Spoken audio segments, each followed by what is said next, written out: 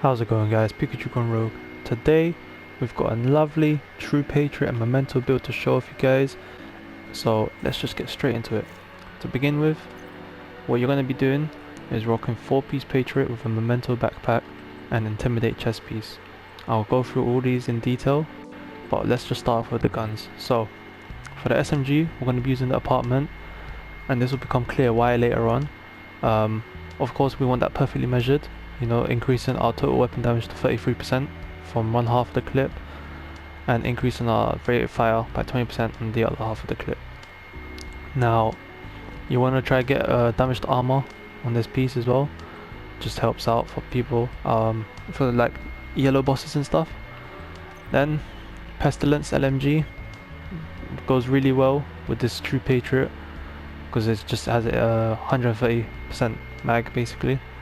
And of course damage to armor, you want to get that, and damage to targets out of cover. And to start off with the gear,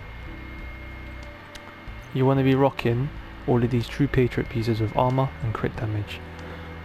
Now the reason is survivability is needed with True Patriot, just because there's nothing really else going for it. You just got ammo and magazine capacity.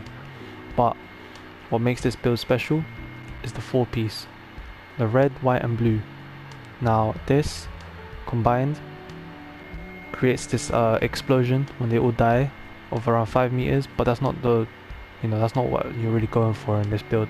What you really want to be getting is this red, white and blue effect on the enemies. Now red amplifies enemy damage taken by 8%, so you'll be doing 8% more damage to enemies. White is basically repairing your armor for 2% for every second that you're hitting them, and the blue is decreasing enemies damage dealt to you by 8%.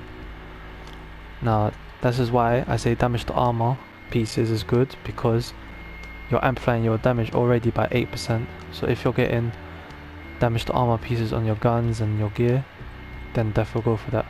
Now we're going to be rocking the Memento backpack with crit damage.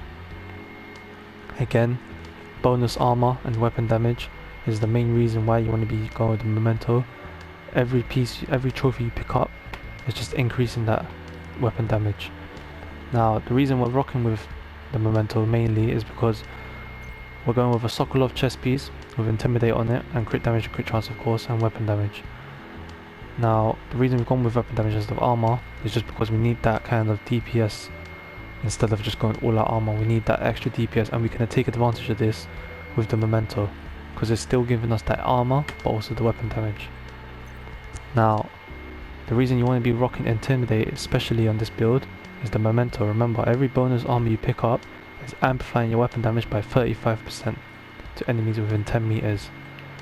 Now this build destroys yellows in one clip, and I highly recommend this build if you want to be rocking it for some PvE, especially solo. It is really enjoyable to use.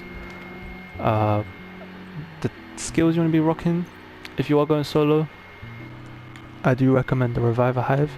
It just helps out in them situations when you might be close to the mission but you die for any given reason.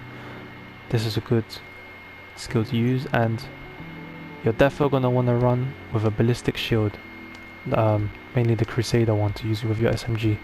The reason for this is enemies in TU11 at the moment are hitting really hard, so even if you have an all-out armor build, it's not going to do much unless you have some sort of protection, which is why I'm going with the shield build. And that, for the most part guys, is the build. I hope you do enjoy, and I'll see you in the next build.